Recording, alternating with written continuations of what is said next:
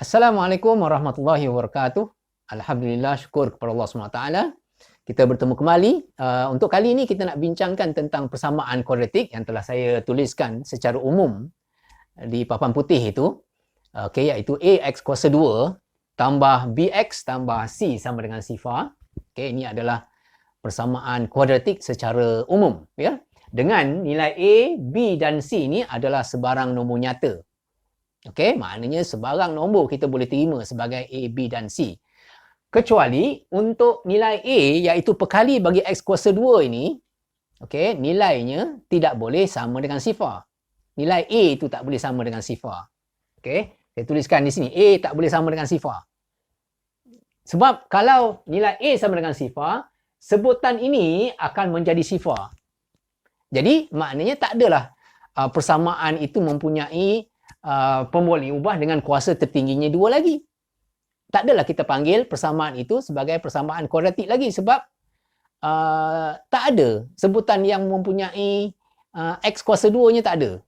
Jadi jadi persamaan linear lah ya. Tak adalah persamaan kuadratik.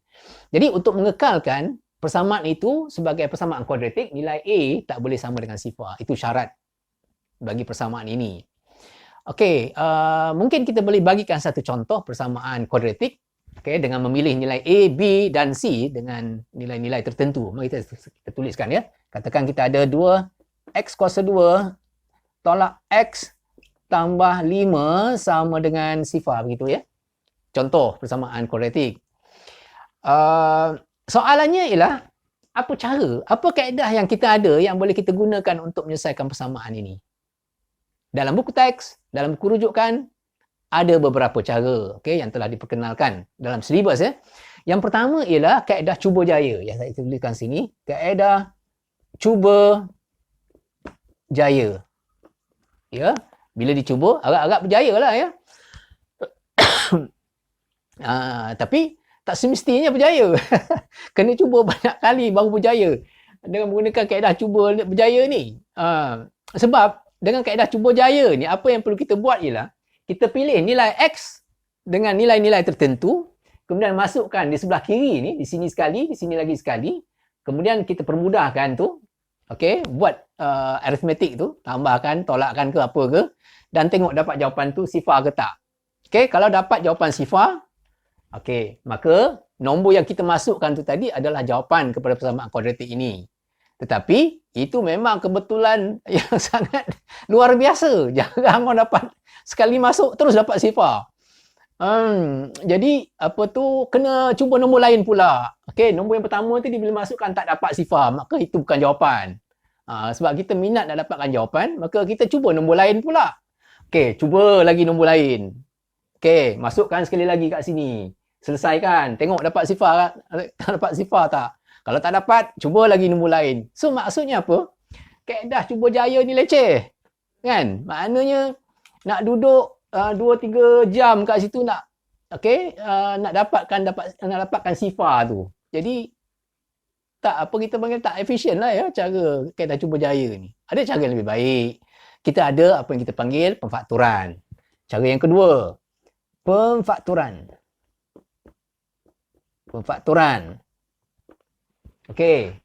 Ini pula dia punya kelemahan dia. Kalau persamaan kuadratik itu boleh difaktorkan, yang sebelah kiri ni. Kalau boleh difaktorkan, soalannya tahu ke bagaimana nak faktorkan? Kan, mungkin tak reti nak faktor pula. Tapi katalah kita pandai. Kita dah tahu, dah kuasai macam mana nak faktorkan. Boleh guna. Tapi ingat, kaedah pemfakturan ni tak boleh selesaikan semua soalan sebab bukan semua persamaan kuadratik yang sebelah kiri ni boleh difaktorkan. Memang tak boleh difaktorkan. Nak buat macam mana? Memang tak boleh difaktorkan. Nak faktorkan juga memang tak boleh. Jadi kaedah pemfakturan ni pun ada kelemahan dia. Sebab bukan semua persamaan kuadratik boleh difaktorkan. Itu kelemahan dia. Yang ketiga, kita ada formula. Ada formula. Dalam buku teks, nama formula itu diberi sebagai formula kuadratik.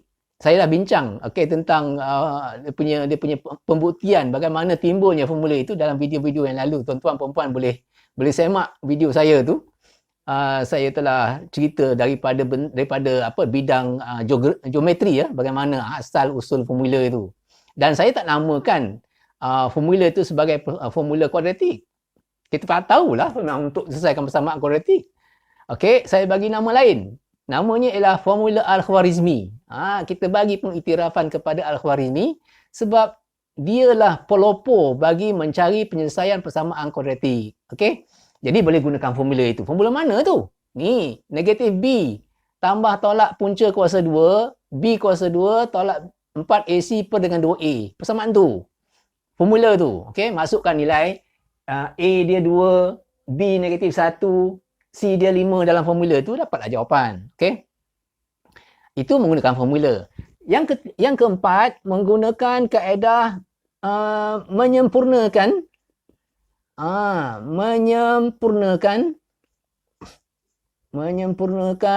kuasa 2.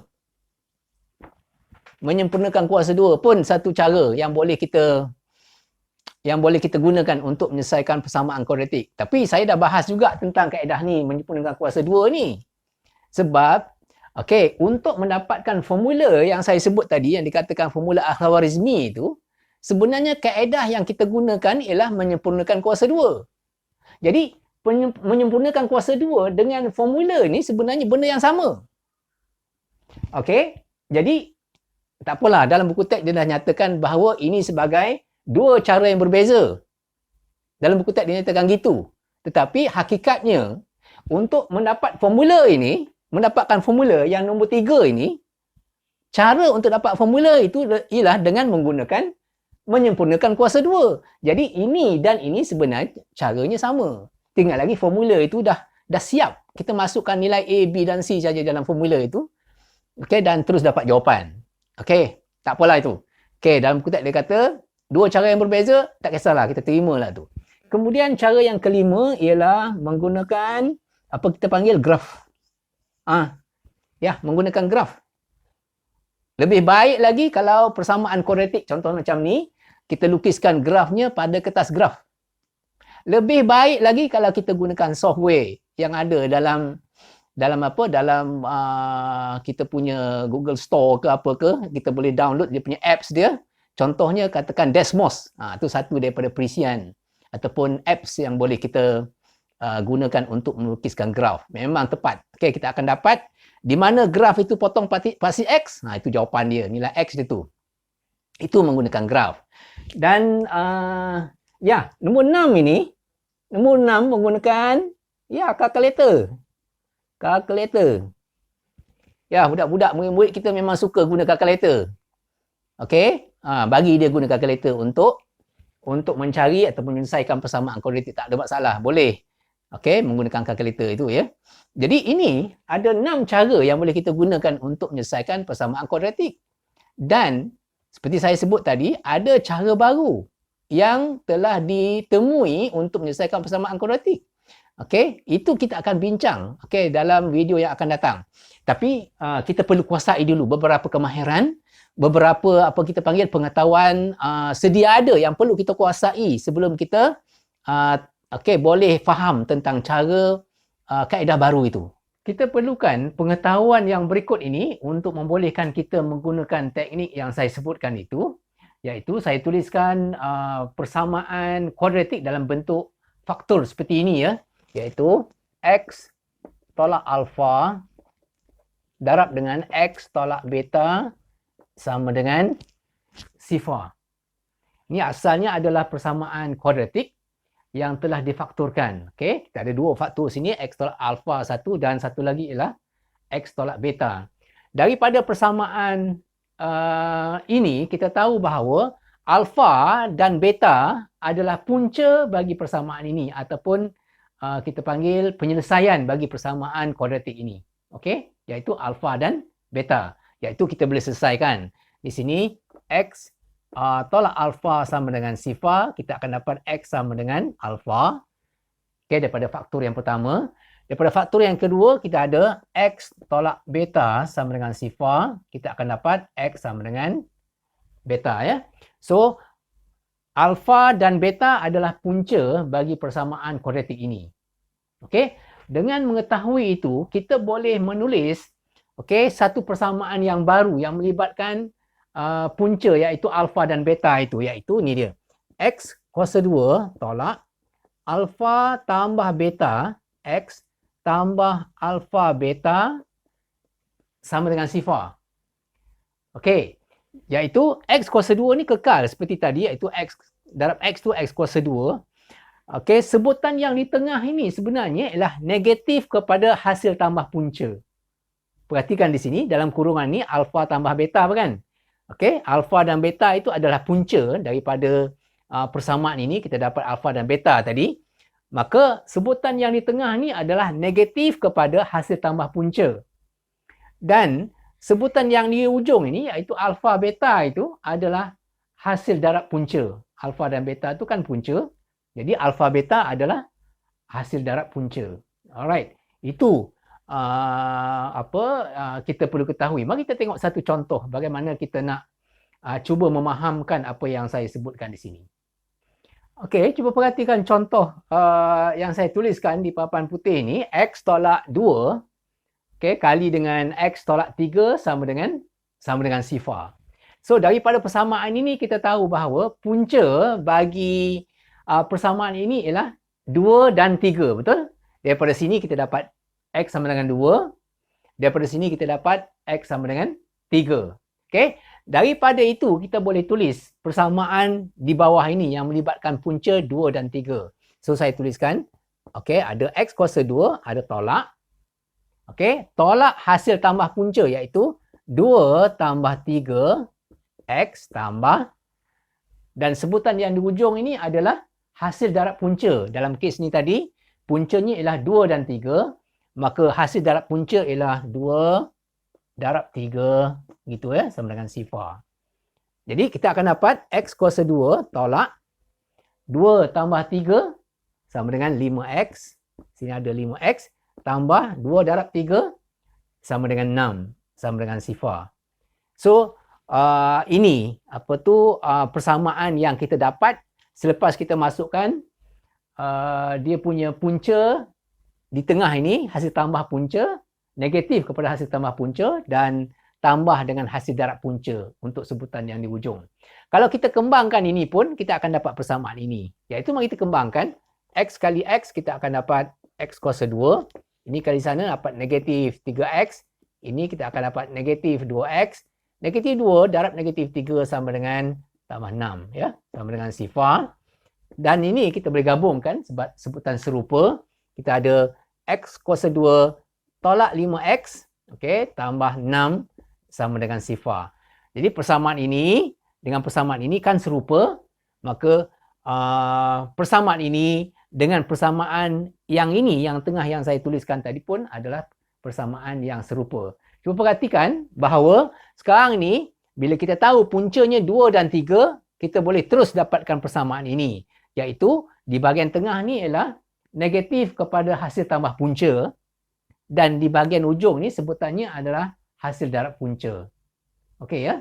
Mari kita tengok satu lagi contoh. Supaya lebih faham. Ini contoh kita yang kedua. X tolak 3 darab dengan X tambah 4 sama dengan sifar. Daripada persamaan ini kita tahu bahawa punca bagi persamaan ini ialah 3. Puncanya sama dengan 3, satu, dan satu lagi ialah negatif 4. Daripada sini negatif 4. So, daripada itu, kita boleh tulis satu persamaan yang melibatkan hasil tambah punca dan hasil darab punca. So, kita akan tuliskan persamaan itu nanti adalah sama dengan X kuasa 2 tolak. Di tengah sini ialah hasil tambah punca. Iaitu 3 tambah negatif 4. Ataupun tolak 4. Ada X. Kemudian, hasil darab punca iaitu 3 darab dengan negatif 4. Iaitu negatif 12 sama dengan sifar. Mari kita permudahkan ini. Kita akan dapat X kuasa 2. Tolak dengan negatif 1 sini akan dapat tambah 1x ataupun tambah x tolak 12 sama dengan sifar. 1x tu sama dengan x lah ya. Kalau kita kembangkan ini pun, mari kita cuba dan tengok adakah ianya sama dengan persamaan yang di bawah sini. So x kali x kita ada, sini ada x kuasa 2. Sana kita ada tambah 4x. Sini kita ada negatif 3x. Ini dengan itu kita dapat negatif 12 sama dengan sifar. So, ini boleh gabungkan. Kita ada x kuasa 2 tambah 4x tolak 3x sama dengan x. Kemudian kita ada negatif 12 ataupun tolak 12 sama dengan sifar.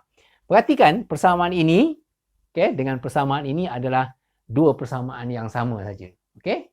Daripada situ kita dapat perhatikan bahawa kalau kita tahu punca daripada sini, maka kita boleh bina persamaan ini.